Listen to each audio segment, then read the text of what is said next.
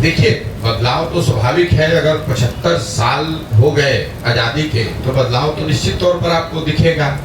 आज से 60-70 साल पहले बहुत ऐसे इलाके रहे होंगे जहां सड़क नहीं थी, बिजली नहीं थी, उन क्षेत्रों में सुधार आपको दिखेगा। लेकिन ज्यादा महत्वपूर्ण बात यह है कि 75 साल के बाद भी देश आजाद हुआ तो देश के सारे राज्य आजाद हुए, तमिलनाडु भी आजाद हुआ, बिहार भी आजाद हुआ। महत्वपूर्ण बात यह है कि 50 के दशक में बिहार जो देश के 5-6 अग्रणी राज्यों में था, आज बिहार देश का सबसे गरीब और पिछड़ा राज्य है। हम लोग चाहे वो प्रति व्यक्ति आय हो या विकास के दूसरे मानकों, सभी मानकों पर देश में 27वें या 28वें नंबर पर है। और ये स्थिति तब है जब 40-45 साल हम लोगों ने कांग्रेस का राज देखा, 15 साल लालू जी का राज रहा, 18 साल से नीतीश जी भाजपा का राज है।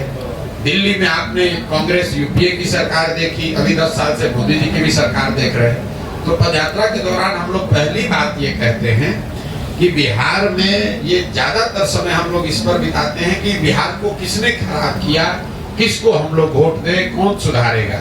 जबकि मूल बात यह है कि अगर आप एक बार को मान लें कि जिसने भी बिहार में शासन किया, उसने जो काम किया या करने का दावा कर रहा है, सब बात को अगर सही मान भी लिया जाए तो भी इस सच्चाई से कोई इनकार नहीं कर सकता है कि बिहार आज देश का सबसे गरीब, पिछड़ा, अशिक्षित, भुखमरी, बेरोजगारी वाला राज्य है। तो ये कहीं ना कहीं आपको बताता है कि जिस रास्ते पर हम लोग पिछले 40-50 साल से चलकर आ रहे हैं, उस रास्ते पर चलकर तो बिहार का सुधार होने वाला नहीं है।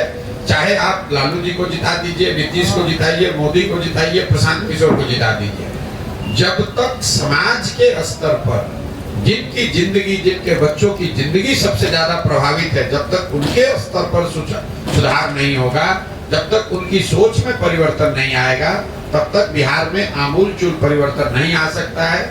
इसी सोच को आत्मसात करके इस पूरी योजना को मैंने बनाया है कि 2 साल लगे, 4 साल लगे, 5 साल लगे, सबसे पहले बिहार में जाकर लोगों को समझाया जाए, उनको तैयार किया जाए। जब उनके बात समझ में आएगी तभी कोई बड़ा परिवर्तन आप देख पाएंगे।